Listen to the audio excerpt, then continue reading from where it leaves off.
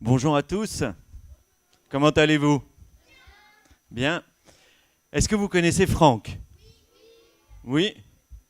Qu'est-ce qu'il fait dans la vie, Franck? De la voile. Ok. Et vous, qu'est-ce que vous faites dans la vie? Alors, qui est-ce qui fait de l'optimiste? Ok. Qui est-ce qui fait... Qu'est-ce que vous faites, vous, derrière les grands? Ok, catamaran. C'est quoi, du fort... Ok. Tous? Vas-y. Planche à voile. Ok.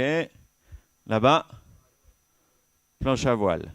Quel genre de planche à voile? Slalom. Ok. Ah. Au fond, vous faites ah, je peux taper. Du 29ers. Ok. Et vous devant les filles? Optimiste. Et les grands là-bas? C'est les entraîneurs. Ok. C'est pour que Franck aussi sache à qui, avec qui il va discuter. Donc en se présentant rapidement, vous êtes en charge de... C'est eux qui parlent.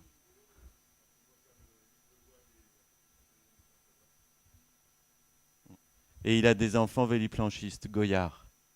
Voilà. Mm.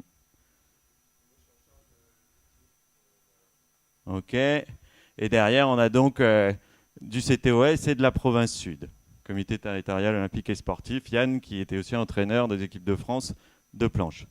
C'est ça, Yann? Donc, je vais vous remettre un petit portrait de Franck qui dure quelques minutes. Et puis après, on va discuter et on va essayer de voir comment on devient Franck Camas. Hein? Ça va comme programme? Ils ont peut-être pas envie. Bah justement, on va voir.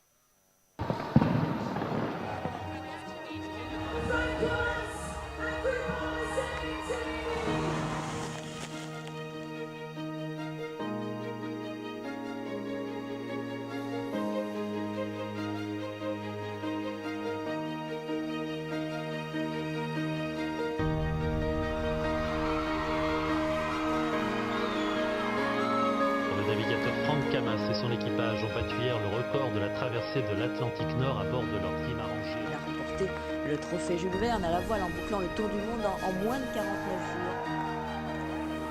Franck Camas qui le premier a coupé la ligne d'arrivée de la route du Rhum. Il a mis 9 jours. Franck Camas qui entre dans la légende internationale des marins. Groupama 4 remporte la Volvo Ocean Wake.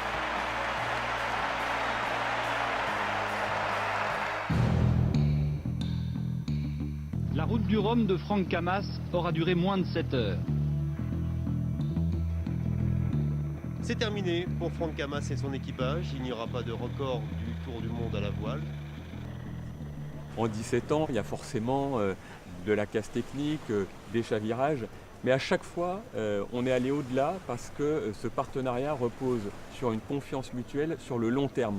Parce que et Franck et Groupama, on est à deux à s'inscrire dans des visions long terme.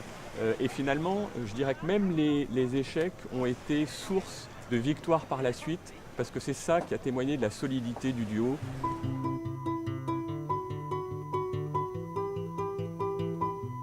J'ai un peu vécu dans ce décor mes années de jeunesse, disons, importantes entre 10 et 18 ans. J'étais en vol d'oiseau à quelques centaines de mètres de ce sommet. C'est les Madeleines de Proust, pour moi, c'est se retrouver ici et avec ces odeurs et ce paysage. Voilà, moi, tout simplement, forcément, je me sens bien ici. Le récit de Tour du Monde de Tabarly, ça, je m'en souviens très très bien. Et c'est surtout à travers ces livres que j'ai découvert la voile et que ça m'a donné envie de faire mon premier stage de voile, quoi. J'ai tellement attendu ce moment-là que forcément la première fois que je mets mes fesses sur le liston d'un optimiste, je suis quand même assez heureux. Et puis je découvre les sensations que j'imaginais avoir quand je lisais le livre, quoi. C'est sûr, moi j'ai tout. On va mettre sur pause et puis on va continuer et discuter au fur et à mesure. On parle d'optimiste. T'habites dans les montagnes ou en tout cas dans... Ouais, c'est des basses montagnes quand même. Ouais, j'ai envie de faire de la voile en fait, mais j'ai quel âge? J'ai 10 ans en fait, moi, mon premier stage. Et puis avant de faire de la voile, ce que je racontais là, c'est que j'avais lu plein de bouquins qui racontaient des choses que j'avais évidemment jamais vécues et qui me faisaient rêver. J'avais lu notamment le Tour du monde d'Éric Tabarly sur Pindouix 6, c'était en 72.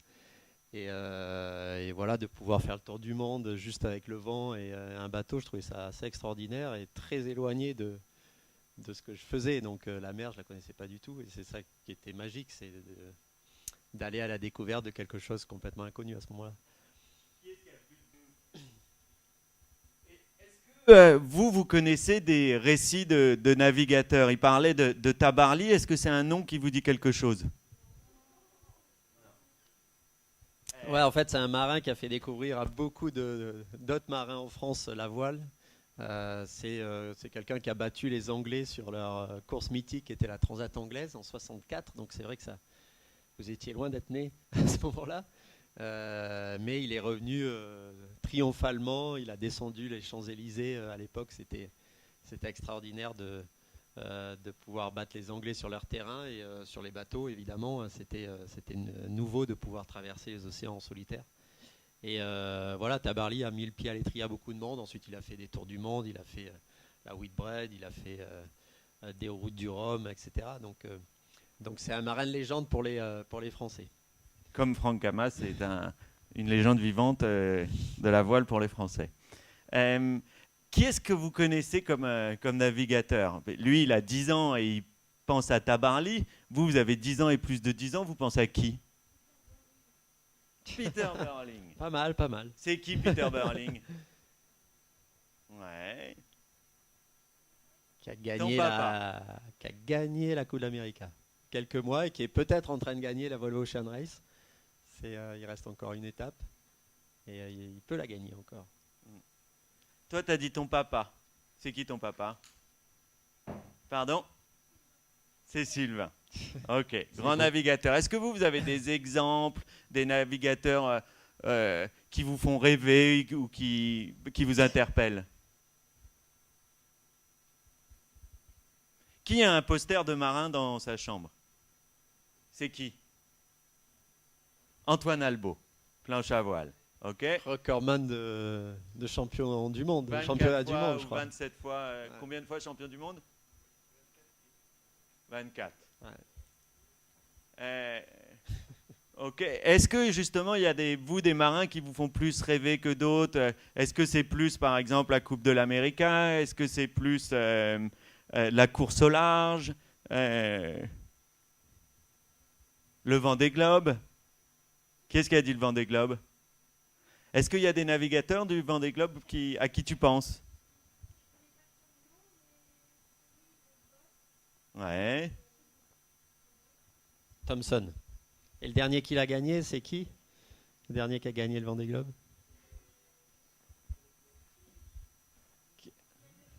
Ouais, exact. Ok. On va continuer un tout petit peu avec la vidéo et puis on va se reposer des questions. Intervenez à n'importe quel moment et faites pas les timides, les grands et les grandes. Ok? J'ai toujours aimé, quand j'avais une montagne devant moi, ça me plaisait d'aller monter en haut, quoi. Et, même tout seul, donc c'est pas vraiment de la compétition, mais c'était un défi à soi-même, quoi, de se dire tiens, voilà, aujourd'hui je me fais ce sommet. Des fois, je me retrouvais dans des situations un peu baroques là-haut. Je me suis dit, mais quel con. Quoi, c'était assez dangereux finalement. D'en bas, on voit pas trop que c'est dangereux. Mais il y a quand même un bonheur d'arriver au sommet, quoi, d'avoir réalisé l'objectif qu'on s'était fixé, quoi. Mes parents n'avaient pas trop l'esprit de compétition du tout, hein, mais la voile, c'est... Franck vient de nous dire donc qu'il allait en haut de la montagne, que parfois c'était un petit peu dangereux et qu'il fallait se fixer des objectifs et aller justement vers la réalisation de cet objectif. Est-ce que vous avez justement des objectifs de marin ou des rêves de marin? On va commencer par les grands. Les planchistes. Il y a vos coachs dans la salle, donc dites pas de bêtises, quoi.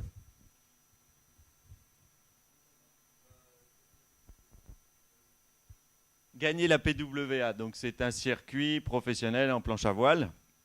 Toi, tu fais quoi exactement? Donc tu disais du slalom, Et tu as quel âge? Et comment arriver justement à une victoire sur la PWA? Donc prépa physique et mentale, c'est un des sujets du jour. Est-ce que justement tu as des questions à Franck et Donc j'ai 17 ans, je veux gagner la Coupe du Monde de... C'est pas un domaine où je maîtrise, mais je pense que... Raconte-nous ta préparation. Du coup, on a 2 entraînements de planche à voile par semaine, un mercredi et un vendredi. Et avec ça, on a 3 entraînements de muscu le soir. Et entre-temps, les compétitions le week-end. Tu as des objectifs de perf physique à atteindre chaque année qui augmentent ou De poids. Nous, notre but, c'est d'être assez lourd et mastoc quand même en planche à voile. Du coup, on essaye à chaque fois d'être de plus en plus performant, endurant et fort physiquement. C'est quoi le gabarit parfait? C'est Albo, c'est ça? Ouais, 100 kg, 90 kg. Il y a du boulot. Ok. Et tu navigues avec des concurrents que tu retrouves sur les régates? Quoi, tu t'entraînes avec tes concurrents? On fait les entraînements ensemble Ouais. avec le CTE et du coup les régates c'est maintenant qu'on a créé un bon niveau en fait, on se tire toujours la bourre ensemble. Ok. Et du coup, ton programme c'est quoi? C'est les régates que tu fais en ce moment, c'est autour du monde? Ou c'est non, j'ai pas. Là, je passe d'abord mon bac et ensuite j'irai faire si tu vas bouger des compètes autour du monde. Okay. Et d'abord le bac. Et en termes de français, championnat de France et compètes de ce type, vous avez participé et tu arrives à te confronter en fait aux meilleurs de ta discipline? Oui, l'année dernière j'ai fait 4 au monde. Et les championnats du France par contre ça s'est pas très bien passé. Mais sinon ça va, on arrive pas mal à se démarquer ici. C'est un super endroit pour s'entraîner toute l'année déjà. Ouais, le spot il est idyllique. En Bretagne c'est des fois plus difficile. Je suis en conférence dans la salle. Une seconde Pierre. On va continuer avec les filles. Vous justement en termes d'objectifs, tu fais du 29ers, toi et ta voisine. Quels sont les objectifs et les moyens pour y arriver?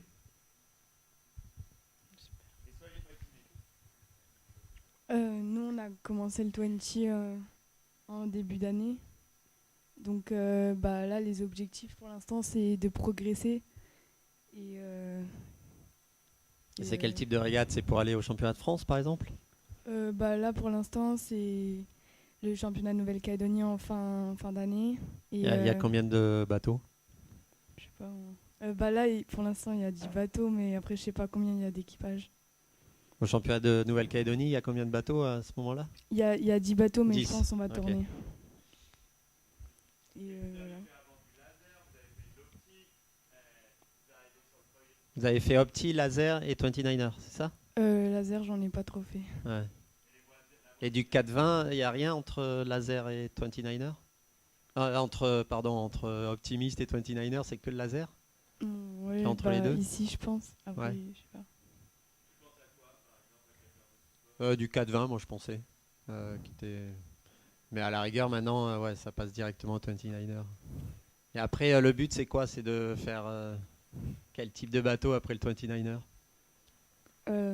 J'espère qu'il y aura des Forti. Pour l'instant, il n'y en a aucun sur l'île? Non, je crois pas. Ah si, il y a celui de Felipe. Mais des FX pour vous? Ah, non. Des Forti FX pour les filles, non? Je sais pas. Normalement, c'est FX avec une plus petite GV, quand même plus petite voile.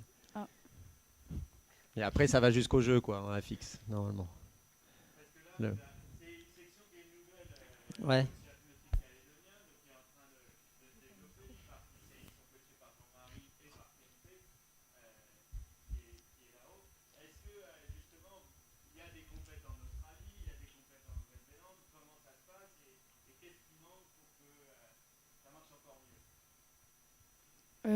Je sais qu'en début d'année, ils sont partis faire une régate en Australie. Et vu que c'est que le début, je sais pas. Attends, je passe le micro à ceux qui ont fait la régate. Là, la régate, vu que c'était notre première régate, on avait fait que des stages pour apprendre au début. On a surtout essayé de tenir à l'endroit le bateau parce qu'il est vachement dur à tenir à l'endroit. Et puis en plus, il y avait des conditions assez difficiles. Du coup, c'était un peu dur, quoi. Vous étiez les seuls représentants on est allé avec 2 équipages calédoniens. Okay. Et c'était quoi? C'était une compétition quel niveau? C'était le championnat national d'Australie. Ah ok, super, parce que là-bas, c'est un des meilleurs pays en termes de niveau.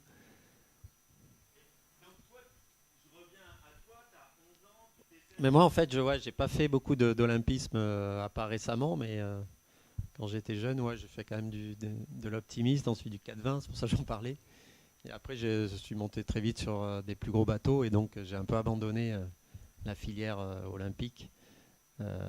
Mais c'est la filière certainement où on apprend le mieux et où il y a le plus de concurrence. Donc c'est très bien de continuer au maximum si ça vous intéresse. Après, pour la course au large, c'est sûr qu'à un moment, il faut bifurquer, mais c'est pas obligé de faire la course au large non plus. À quel moment tu t'es dit je vais faire de la voile mon métier?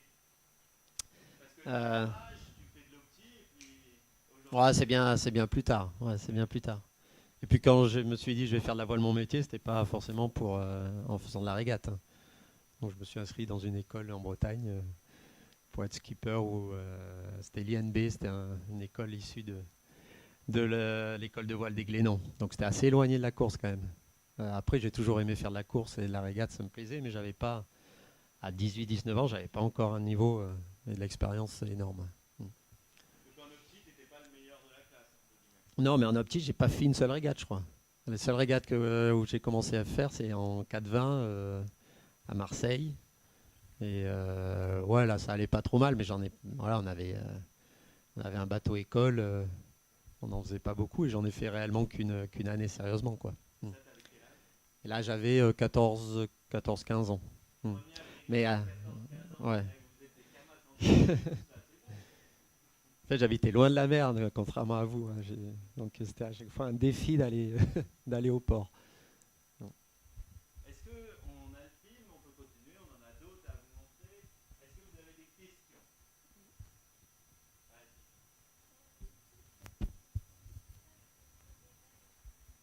En Bretagne, j'y suis allé assez tard. Et c'était à Concarneau, à l'école de voile des Glénans. C'était pas du tout un stage de régate.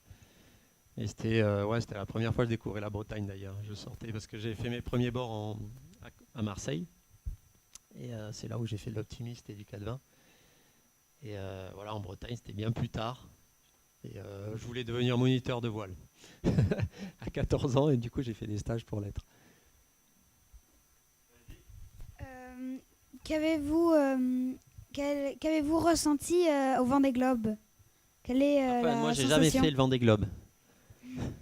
Mais donc je peux te ressentir ce que j'avais au départ, quand j'ai assisté au départ, mais pas plus. Avez-vous envie de le faire? Pas forcément aujourd'hui. Non, j'ai eu d'autres occasions de faire le tour du monde et avec des façons qui me plaisaient bien.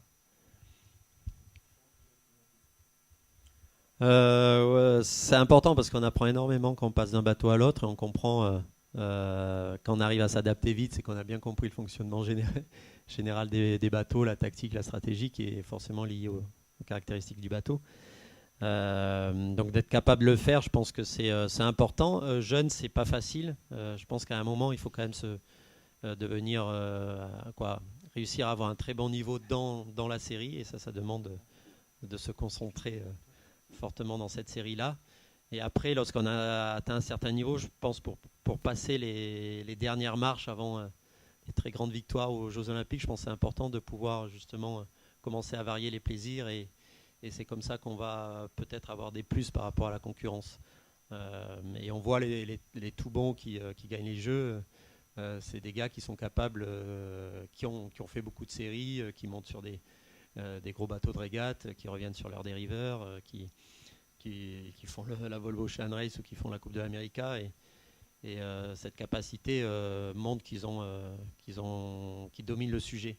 Mais je pense que c'est vraiment sur la fin. Et ça manque parfois, on voit des grands spécialistes d'une série et qui n'arrivent pas à sortir. Et voilà, ils n'arrivent pas à passer le cap par rapport aux très grands stars comme Peter Burling, par exemple, qui commence à toucher à tout et qui montre sa polyvalence. Donc oui, c'est bien.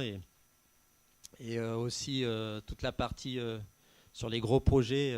Ce qui manque sur les filières olympiques, parfois, c'est tout ce qui est préparation technique, parce que c'est des bateaux qui sont quasi monotypes. Évidemment, il faut le préparer, mais ça reste limité. Mais sur des plus gros projets, ce qui est bien, c'est vraiment de développer les bateaux, les mettre au point. Et cette connaissance-là, je pense qu'elle est très importante pour pouvoir être très efficace sur les bateaux rapidement. Le challenge, c'est surtout un challenge technique finalement, parce que c'est le développement du bateau qui est la priorité à mettre en place et à respecter. Donc c'est beaucoup de travail au quotidien et c'est une certaine fatigue mentale qui s'installe. Donc c'est apprendre à chaque navigant d'avoir une vraie routine de relaxation, de récupération, pour optimiser les temps de navigation, optimiser les temps de récupération et être à 100% à chaque fois qu'eux sont sur l'eau. Et on est sur le développement des habiletés cognitives, donc être capable de traiter plusieurs informations en même temps, de gérer différents stimuli, d'avoir parfois une double tâche à faire. Donc l'idée c'est de développer leurs habiletés en situation de stress, c'est ce qu'ils vont retrouver sur le bateau, et être capable dans une situation un petit peu gênante, d'être à 100% mentalement dans une manœuvre qu'on leur demande d'exécuter parfaitement. Donc là, vous avez vu, c'est le dernier projet sur lequel est impliqué Franck, donc un défi français pour la Coupe de l'América. Vous l'avez vu sur la dernière édition. Il y travaille pour essayer de remonter un nouveau défi pour la prochaine Coupe en Nouvelle-Zélande. Et là, on voit dans cette vidéo que pour réussir, bien sûr, on fait de la voile, on fait de la prépa physique, mais on ne fait pas que ça. Justement, comment on devient ce sportif de haut niveau et comment on s'organise une journée ou une semaine entre l'entraînement sur l'eau, la course à pied, la natation et puis le mental, puisqu'on travaille plein d'autres choses. Oui, ce qui est bien dans la course à la voile, c'est que ce n'est pas un sport physique pur physique, je veux dire, comme le vélo ou des sports d'endurance. Pourquoi on gagne une régate? C'est parce que effectivement, on a été capable de border. On a eu la force physique pour le faire, une voile, mais on a surtout eu le mental ou le feeling ou la réaction pour border au bon moment, pour choisir le bon moment du virement, le bon timing par rapport à un départ, le bon positionnement par rapport aux adversaires. Et toutes ces choses-là, ça découle d'une logique intellectuelle finalement. Et qui est mis sous pression par son environnement, qu'il soit le vent, la mer ou les concurrents. Et d'avoir toujours la bonne réponse, celui qui va gagner la régate, c'est celui qui a fait le moins d'erreurs. Il y a forcément une trajectoire idéale et un parcours idéal pour gagner la régate. C'est très rare de faire 100% juste et il faut éviter les mauvais choix. Et ces mauvais choix, pourquoi on les a? Parce que mentalement, à un moment, on n'a pas été dans la bonne situation pour prendre le bon choix. Et donc, il faut faire cette autocritique à chaque fois et se poser la question pourquoi à ce moment-là, j'ai pas fait le choix qui m'aurait permis de gagner la régate, contrairement à mon adversaire qui a fait le bon choix. Et c'est comme ça qu'on va progresser pour toujours éliminer les erreurs. Le travail qu'on a fait avec cette personne-là, Alexis, c'était on avait par exemple des logiciels sur l'ordinateur, on devait travailler notre concentration à travers la visualisation d'objets, etc., avec le temps qui nous stressait. Il fallait le faire dans un temps imparti. C'est exactement ce qui se passe sur la régate. Donc c'est bien de faire de la régate, mais c'est bien de travailler notre cerveau comme si c'était un muscle.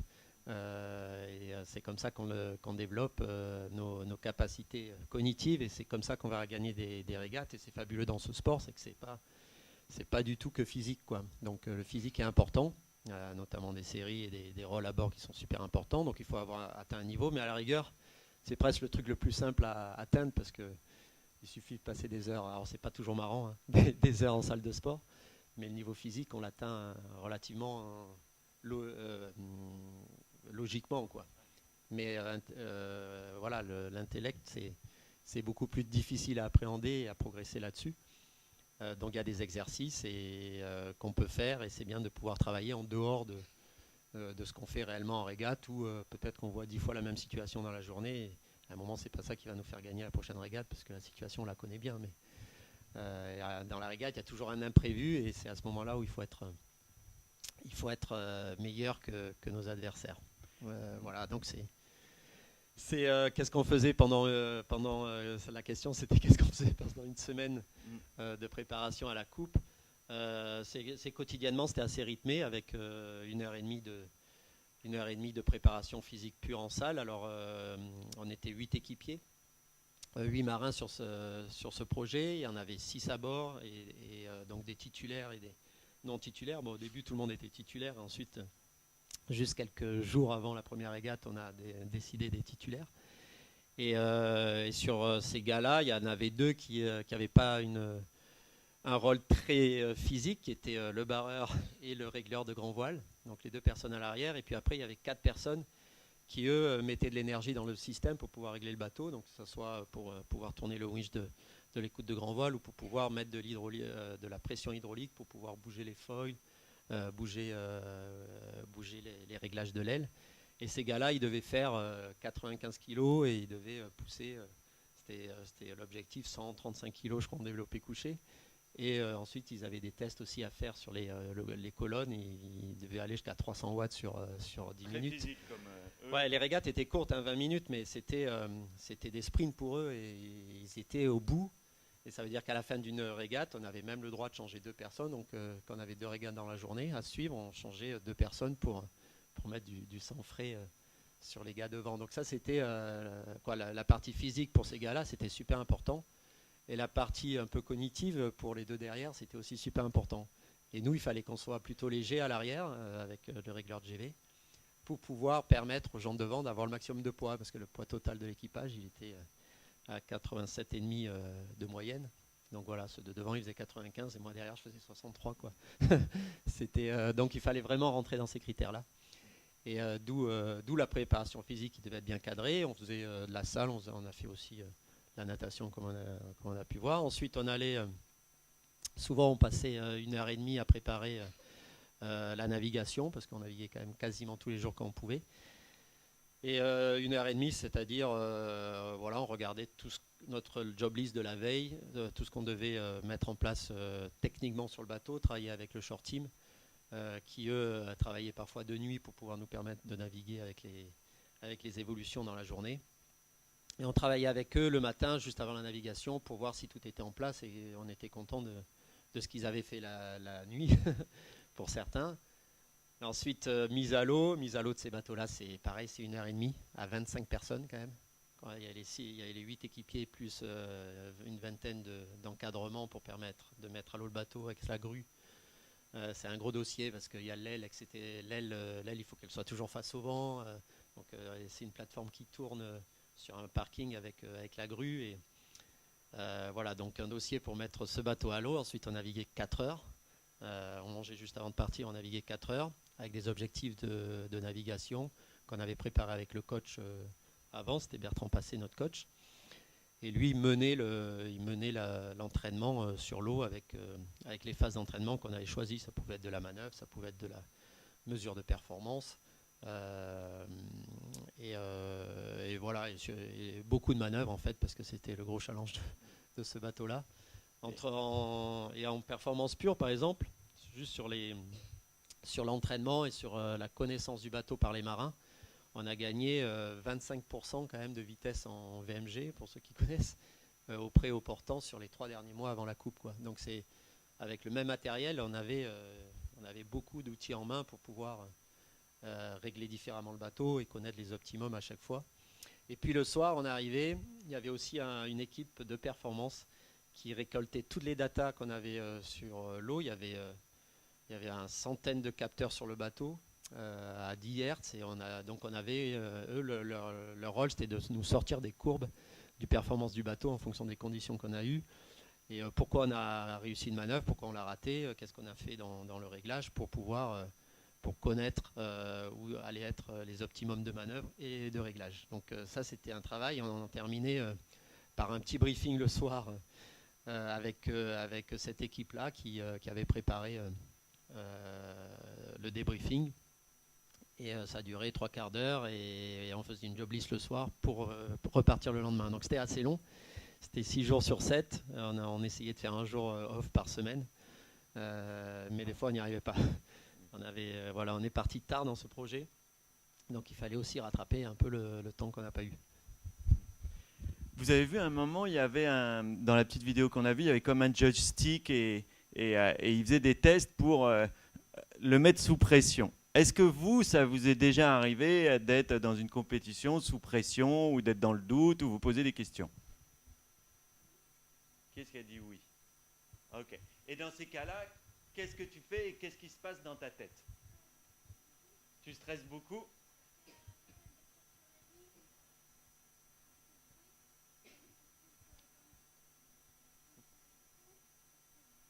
Ils veulent tous faire ce que tu as envie de faire en fait. c'est le problème. Bah en fait, il reste plus que 10 secondes, t'es coincé dans les trous, t'as plus de trous, t'es en devant les autres, il n'y a plus de vent, bah les autres ils partent et toi t'es encore sur la ligne. Alors, qu'est-ce qu'il faut qu'il fasse dans ces cas-là, Franck? C'est un conseil que pour lui, parce qu'il pose une bonne question. Les autres, vous écoutez pas. Non, c'est pas vrai. Non, j'imagine qu'à ce moment-là, tu te dis dans ta tête, je ne suis pas à l'endroit où j'ai envie d'être, j'aimerais bien être à tel endroit, quoi. Et donc, il faut te dire, mais pourquoi tu n'es pas arrivé à cet endroit-là à ce moment-là? Et donc, revenir en arrière pour tout ce qui ne t'a pas permis d'arriver à cet endroit-là. Bon, sur le moment, c'est trop tard. Si les autres sont partis et que tu es 10 secondes derrière, bon, tu as raté le départ, mais la course n'est pas finie, quand même, tu as beaucoup de choses à faire. Mais par contre, pour le prochain départ, il faut que tu t'aies fait... ton autocritique à ce moment-là en disant tiens, la prochaine fois il ne faut pas que je me retrouve dans cette situation qui n'est pas celle que j'ai choisie et tu sais très très vite quand tu es sur l'eau pourquoi tu n'es pas arrivé à l'endroit où tu aurais aimé être. Tu sais que c'est parce que 20 secondes avant tu n'es pas passé dans le trou qu'il y avait donc c'est comme ça ensuite petit à petit que tu vas te faire les bons réflexes et éviter les pièges et les voies sans issue notamment sur les départs. On va voir même tout à l'heure sur des images de la Coupe de l'América, ça va hyper vite. Il faut prendre la décision de façon instantanée. Qu'est-ce qui fait que tu prends la bonne décision? Quel est le... En ayant répété un peu ces phases-là, en ayant déjà vécu les choses, ça c'est sûr qu'on a une meilleure appréhension des secondes qui vont venir. La bonne décision, c'est connaître l'avenir. Plus tu maîtrises bien l'avenir, proche ou lointain, plus tu vas bien anticiper les choses et tu auras la bonne décision. Et après, c'est ta capacité aussi à faire quelque chose que tu as décidé. À la dernière coupe, tactiquement, il n'y a pas eu des choses compliquées, mais par contre, la capacité de l'équipage à mener le bateau où on a envie, elle était très fluctuante parce qu'on maîtrisait, ça a toujours été notre facteur limitant, on ne maîtrisait pas assez bien le bateau pour pouvoir le positionner où on avait envie avec la bonne vitesse. Donc, notamment sur les phases d'avant-départ, il y avait un jibe à passer qui était souvent difficile parce qu'on partait du travers, on ressortait au travers. Et on n'a jamais été aussi assez précis et assez stable dans cette manœuvre-là pour pouvoir se positionner de façon stable au moment où on voulait. Les décisions, elles étaient assez simples à faire, mais la réalisation a été difficile. Donc on essayait de travailler au maximum ces points faibles-là qui nous bloquaient tactiquement dans ce qu'on voulait faire, par exemple. Donc c'est vachement important d'identifier ces points faibles systématiquement. Oui, d'identifier ce qui nous empêche de réaliser la tactique. La tactique sur un papier, elle est toujours relativement simple. Le parcours idéal que l'on a envie de faire sur le parcours, il est relativement simple. Ensuite, il faut savoir qu'est-ce qui nous empêche de le faire. Alors quand c'est du match racing, on n'est que deux bateaux, surtout sur ces trucs-là. C'est rare que l'autre nous empêche. Mais c'était presque soi-même qu'on n'était pas capable de le faire seul. Après, sur des flottes à 60 bateaux, évidemment, ce qui nous empêche le plus, c'est nos concurrents. Donc vous avez vu Franck, qui est donc le marin le plus titré de sa génération, qui parle de son point faible et du point faible de l'équipage à ce moment-là. Est-ce que il y en a qui ont des points faibles? J'ai pas entendu. Aucun, en fait. Non, mais c'est ça. C'est ça. Hein, est-ce qu'il y en a qui ont des points faibles?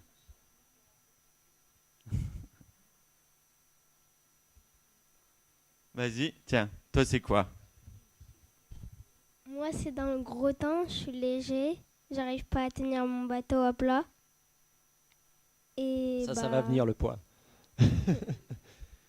Pas obligé de trop manger tout de suite. L'important c'est j'identifie mon point faible, comment... Alors quand c'est une question de gabarit, c'est sûr qu'il y a des façons de régler le bateau pour des gabarits plus petits ou pas, mais vous êtes en phase de croissance, donc un jour ou l'autre ça va aller. Mais oui, après il faut en faire. Il n'y a pas que le poids qui fait avancer ou pas. C'est sûr que c'est un handicap dans le vent fort, mais il y a tout le feeling de barre et donc il faut faire des heures parce que le feeling ça se mesure pas forcément. Ça se travaille parce que c'est du réflexe et ça doit devenir quelque chose de naturel. Son bateau au bout de la main, ça doit être comme soi-même. Et ça se travaille qu'en faisant des heures sur l'eau et en mettant tous ces capteurs du bon côté. Vous avez des questions ou d'autres points faibles à partager ou des points forts? Vas-y. Bah moi, en fait, c'est surtout sur la ligne de départ. Quand il y a plein de monde, tu n'arrives pas trop à prendre un bon départ. Il est stressé par le départ, lui. Des stress, déjà.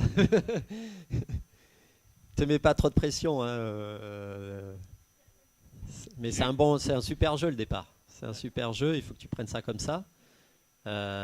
Si tu te sens pas à te battre avec tout le groupe, essaye de trouver des zones plus simples au début. Et après, c'est les autres qui auront peur de toi quand au contact, tu les embêteras plus que ce qui t'embête.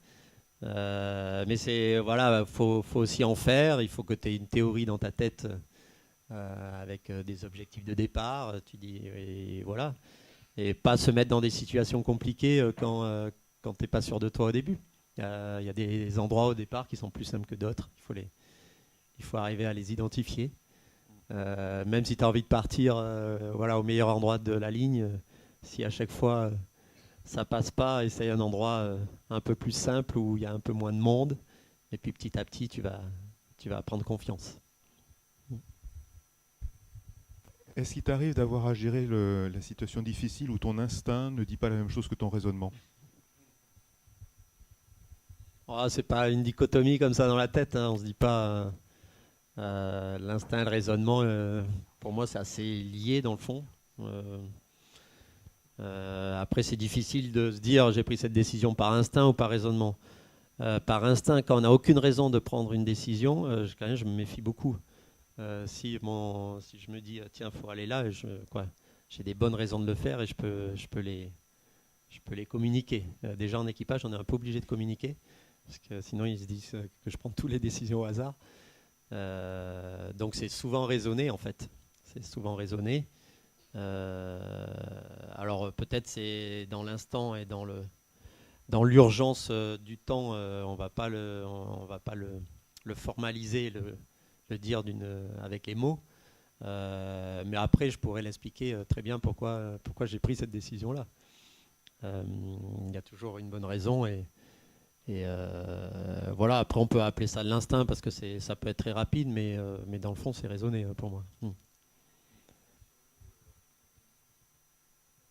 Il y a plusieurs niveaux. Il y a le premier niveau, c'est avant de partir, tu fais une analyse météo et le plan d'eau, courant, tous les effets qui vont faire que tu imagines la route idéale même à terre de ton parcours.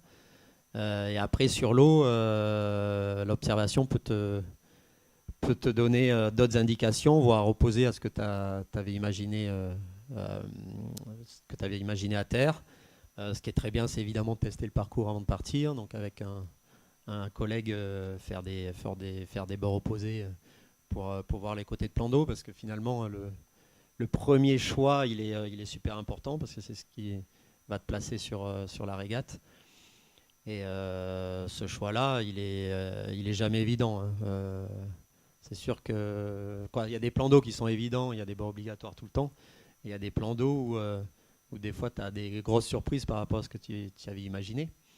Et ensuite, quand tu as fait ce bon premier choix qui est primordial, la régate est plus facile parce que déjà tu viens de passer sur le plan d'eau, donc tu as déjà un peu analysé les gains et les pertes que tu as eu sur les bords précédents. Et après, il faut avec cette analyse-là faire ta seconde boucle, quoi. Mais c'est le plus difficile, c'est finalement le départ et ce premier bord où c'est ce qui va déterminer dans quel peloton t'es, quoi. Voilà, donc oui avant le départ, oui à terre avec ton entraîneur et une analyse météo et du plan d'eau. Et après sur l'eau, ou avoir confiance dans ce que tu as imaginé avant, ou avoir un peu moins confiance, parce que l'observation avant le départ te dit que ça ne marche pas comme prévu, quoi. Il faut savoir pourquoi éventuellement, mais ensuite, même si tu ne sais pas pourquoi, si ça marche d'un côté, si tu l'as vu avant les autres que ça marche d'un côté, tant mieux, quoi.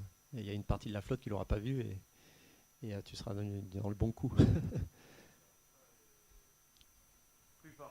Ouais, si ça marche pas, le problème c'est quoi, ton premier bord, tu fais tout pour faire ta trajectoire que tu as imaginée avant. Ça veut dire que tu pars du côté de la ligne pour, tu fais tes modes de conduite pour.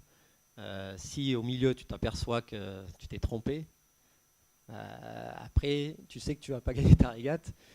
Et puis il y a des façons de faire. Il faut faire gaffe, c'est que des fois tu as des gains à un certain moment et des pertes après. Donc si tu vas chercher ton gain que tu as imaginé, il faut peut-être pas abandonner ce que tu as imaginé parce qu'au début ça marche pas forcément et puis finalement le gain il arrive après. Il faut faire gaffe aussi à ça, sinon tu t'encaisses des pertes en fait. Tant que tu n'as pas recroisé, tu sais que la perte elle n'est pas encore encaissée, quoi. Par contre quand tu recroises, c'est où quand tu recroises en perte, c'est où parce que tu es sûr que tu n'auras pas plus de gains après et que tu veux essayer de remonter un peu ta perte, mais par contre elle est encaissée, quoi. Donc il faut faire gaffe d'encaisser des pertes. C'est rare de se dire là je suis très perdant et je vais aller retrouver la flotte qui est loin devant moi. Tu essayes de trouver un moment où tu as un peu moins de pertes que ce que tu es en train de faire, quoi. Donc c'est un peu ça le jeu, c'est la prise de risque ou pas. Est-ce qu'il y a mieux dans l'avenir ou pas, et voilà, juste penser à ça. Mais c'est des situations difficiles, hein, quand tu es parti à gauche et que tu vois tout le groupe de droite qui est en train de se gaver. Voilà, c'est où tu dis je vais aller avec eux 200 mètres derrière ou j'attends, à la place d'avoir 200 mètres de retard, j'attends 100 mètres parce que ça va revenir, quoi. Mais tout dépend où tu es par rapport à la fin de ton parcours. C'est un peu le jeu de la tactique, hein. C'est gérer les risques et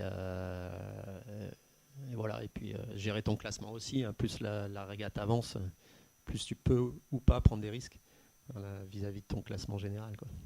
Et là, on imagine donc une régate en plusieurs manches. Tu viens de faire cette première manche où tu as complètement raté, tu es en bas du peloton. Comment tu arrives sur cette seconde manche? Comment tu te remets en question et qu'est-ce qui se passe dans ta tête? On a imaginé que la première manche était un échec. Il faut savoir pourquoi c'est un échec. Il peut y avoir plein de choses, le départ, la vitesse et le choix tactique, quoi. Donc essayer de ne pas refaire la même erreur sur la manche suivante. Et par contre, il y a des points qui peuvent être forts, même sans avoir gagné la manche.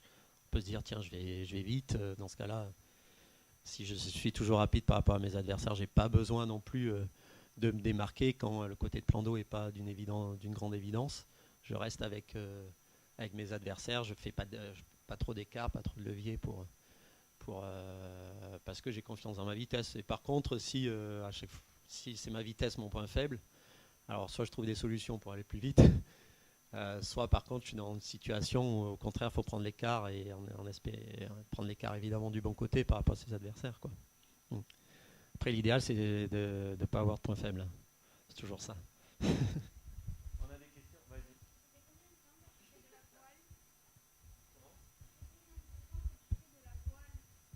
À peu près votre âge, hein. J'avais 10 ans quand j'ai commencé, mais j'en ai pas fait énormément au début. Hein. J'en ai fait beaucoup à partir de 20 ans. Hein, Ben, il a 15 ans là, donc ça fait à peu près 5 ans. voilà, ça fait pas longtemps que je fais de la voile. Est-ce que tu as des techniques pour gérer ta concentration et ta motivation? Non, franchement, la motivation, j'ai toujours eu, donc il n'y a pas eu trop de problèmes. Concentration,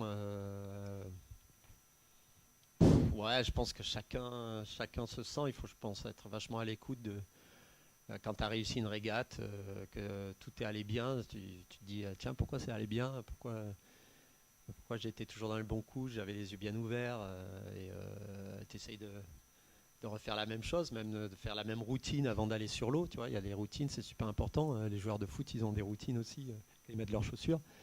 En voile, c'est pareil. Et peut-être tu vas trouver dans les routines qui t'ont permis de faire des belles régates des choses importantes que tu n'avais pas identifiées au départ. Mais c'est sûr que le mieux, c'est de réitérer les bonnes régates. Et savoir, et voilà, donc garder en mémoire tout ce que tu as fait pour faire cette bonne régate. Après, des fois, c'est parce que tu as un énorme coup de chance. Bon, ça peut malheureusement pas se réitérer tout le temps. Mais des fois, tu sais que tu as bien navigué sans avoir eu de coup de chance. Et il faut te poser la question, pourquoi cette fois-ci j'ai été tout le temps à l'endroit, quoi.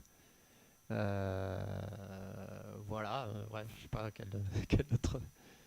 Mais c'est vrai qu'il faut être à l'écoute de soi, quoi. Il faut chacun, je pense qu'il n'y a pas de recette, quoi. Déjà, je ne donnerai pas parce qu'on ne sait jamais, on va se rencontrer peut-être sur un plan d'eau. D'autres questions, Felipe? Non, Yann? Petite. Une petite pour aider Mathias. Bonjour. Moi, depuis le temps qu'on se connaît, je te vois passer de projet en projet, avec toujours le même appétit et toujours la même volonté, et puis sûrement quand même une recette ou une routine d'excellence, puisque généralement ça se passe bien. La question que j'aurais pour toi, qui peut peut-être intéresser les plus jeunes ici, c'est comment est-ce que tu fais, entre guillemets, pour hiérarchiser tes objectifs? Voilà.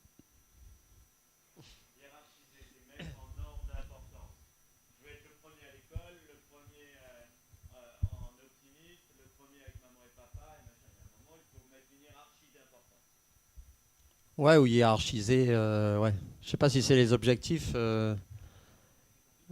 Ouais, mes envies. Alors je sais pas. Je pense que les goûts sont aussi particuliers, quoi. C'est vrai que aller à l'endroit où on est le plus passionné, ça facilite beaucoup les choses. Se forcer à faire des choses qui nous plaisent pas, c'est rare qu'on ait des bons résultats. Après, j'ai rarement été quelqu'un qui me dit cette régate, j'ai pas forcément envie de la gagner. C'est juste une préparation, je vais faire tel ou tel exercice dedans. Il y a des coureurs qui sont plus comme ça, que j'ai eu à la coupe. Et moi, je me suis toujours dit, même en entraînement, que dès qu'on fait un exercice, dès qu'il y a quelqu'un à côté, se mettre vraiment de la pression parce que finalement, on va retrouver la même intensité que la régate. Et on ne va pas perdre ses moyens parce que cette intensité, on l'a déjà vécue. Donc, de se dire qu'on est toujours un peu dans une concurrence et une confrontation avec son environnement, je trouve que c'est bien. C'est pour ça qu'il faut s'entraîner souvent avec les meilleurs. Il faut vraiment, c'est très gagnant-gagnant de s'entraîner avec les meilleurs, quoi. Il faut surtout pas hésiter, même si on se prend des tôles à chaque entraînement. Il faut vivre ça comme un vrai exercice pour la régate et garder cette intensité que l'on a dans la régate pour ne pas être surpris au moment où on fait des régates importantes de l'intensité qu'il y aura, parce qu'il y a toujours des intensités plus fortes. À ce moment-là, il faut l'avoir déjà vécu, quoi. Voilà. Donc, les objectifs, c'est quand on va sur l'eau et qu'on est sur une ligne de départ, c'est être devant, quoi. Ça, c'est un objectif assez simple. Et se faire mal pour ça et se mettre dans la situation que chaque régate, c'est un championnat du monde. Voilà. Vous avez entendu, chaque régate, c'est un championnat du monde. On y va pour de vrai. Voilà. Est-ce que j'ai encore des questions, Yes?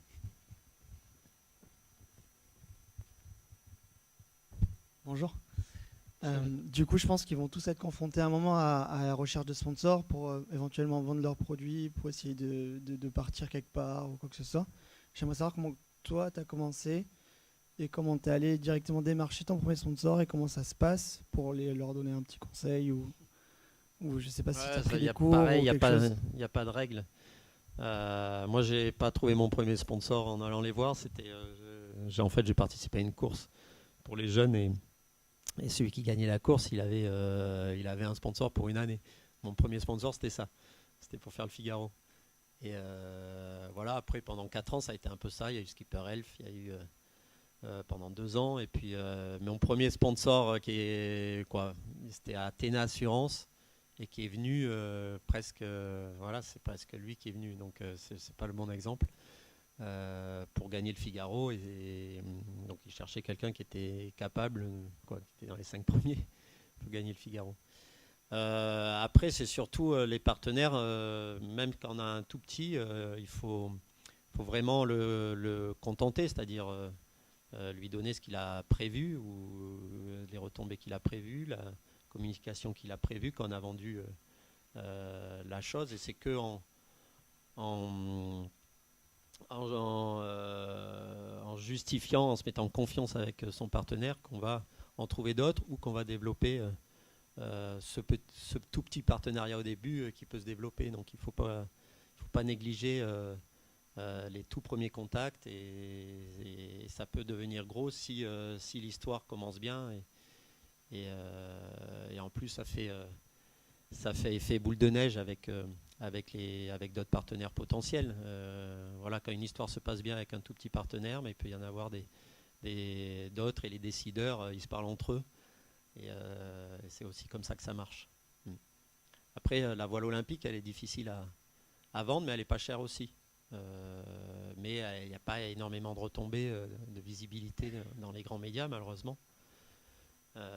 Mais dans les médias spécialisés, voilà, en planche à voile, ça fait des super images. Le kite, les trucs à foil, ça fait des très belles images. Mais à mon avis, vous savez beaucoup mieux que moi vers qui aller voir pour vendre ce genre de produits, quoi.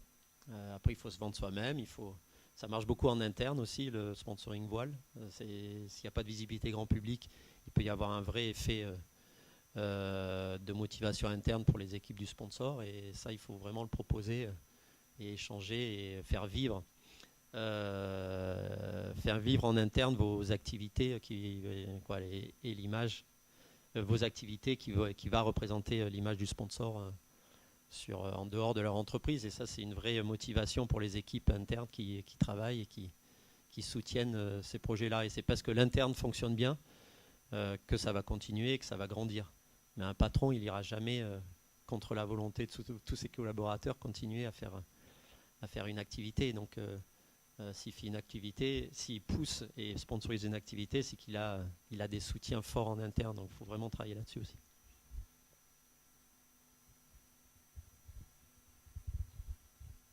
On a bientôt terminé, donc profitez-en. On est vraiment dans les derniers instants. Est-ce que j'ai encore... Vas-y. On a vraiment c'est comme des checklists, si tu veux, sur toutes les conditions. À la coupe, par exemple, on a des targets de réglage. On joue au tour, évidemment, pour le dynamique, mais en fonction, à un nœud près, on sait exactement comment régler le foil, le twist. Il y avait une quinzaine de réglages sur le bateau. Voilà, on a vraiment des fiches et pour établir ces fiches-là, c'est ce que je disais, c'est tout ce qui est débriefing avec les mesures des données que l'on recueille à bord et des ingénieurs qui dessinent le bateau et qui ont ces mesures en main et qui vont nous aider à affiner tous ces, on appelle ça des tuning guides en fait pour avoir le bon réglage sur le bateau. Et quand je dis on a gagné 25% en performance, c'est parce que ces guides ont été améliorés. Des fois, on a changé notre fusil d'épaule et on ne réglait pas du tout le bateau de la même façon. Donc il faut trouver, c'est des objectifs d'entraînement, c'est trouver le bon réglage à chaque condition. Donc vous n'avez pas de capteur à bord, mais vous avez des concurrents ou des partenaires d'entraînement, et ça c'est vachement bien parce que le partenaire d'entraînement ça peut être la référence. Et puis vous essayez plein de trucs autour, vous notez vos performances en fonction des changements de réglage, et ensuite vous en tirez la conclusion, et du coup vous avez votre guide qui évolue, quoi. Si c'est bien fait de façon rigoureuse, c'est assez rapide et efficace. Une question, oui. Dimanche, tu vas participer pour la deuxième fois à la Groupama Race. Et je voulais que tu en parles un petit peu aux enfants sur quel bateau et avec quel équipage pour qu'ils puissent te suivre dans les jours à venir. Ouais, alors c'est un TP52, c'est un bateau de 15 mètres qui est néo-zélandais avec 12 personnes à bord. Alors c'est pas comme ça qu'on doit préparer une course parce que j'arrive, je connais pas le bateau et je connais pas bien l'équipage. On n'en a pas navigué ensemble, mais c'est un équipage qui connaît bien son bateau par contre, et moi je vais pouvoir aider notamment dans la partie navigation et échanger et découvrir le bateau pendant les 4 jours de course. Voilà quoi dire, c'est donc un monocoque. C'est des bateaux qui sont vraiment conçus pour la régate, c'est tout en carbone et il n'y a pas de confort superflu à bord. Et le but c'est d'aller vite, c'est des bateaux où pour aller vite on est obligé de mettre tout le matériel aussi sur chaque bord. À chaque virement on doit déplacer le matériel, déplacer les gens qui dorment à bord pour toujours être au rappel. Ça permet d'aller plus vite, donc, et on a 8 voiles à mettre en fonction des conditions, donc il faut aussi choisir la bonne configuration de voile. Quand on commence à avoir beaucoup de voiles, c'est un choix qui est important. Voilà, quoi dire d'autre? On va avoir 2 autres concurrents qui ont des vitesses supérieures sur le papier à nous. Donc on va se battre en temps réel avec 2 autres bateaux. Ouais, voilà, et mon bateau il s'appelle Miss Scarlett. Et il est rouge. Il est rouge. C'est une coque rouge, vous allez le voir. Et on est 12 à bord, c'est un peu trop. Mais... Et du coup, il y a combien de Calédoniens? À mon bord, il y en a un. Ouais, il n'y en a qu'un. Et donc, sinon, les autres sont néo-zélandais, et c'est tout. Ouais, néo-zélandais, je crois. Et c'est notamment le frère... Il y en a un qui est le frère de Chris Dixon, ouais, Scott Dixon, qui maintenant habite à Los Angeles, qui est boat captain et qui commence à gérer le projet. Mais avant, c'était pas un projet encore géré de façon très rigoureuse, mais là, j'ai l'impression que ça progresse. Ok, on va terminer. Merci beaucoup, Merci. Franck. Merci à vous, les jeunes.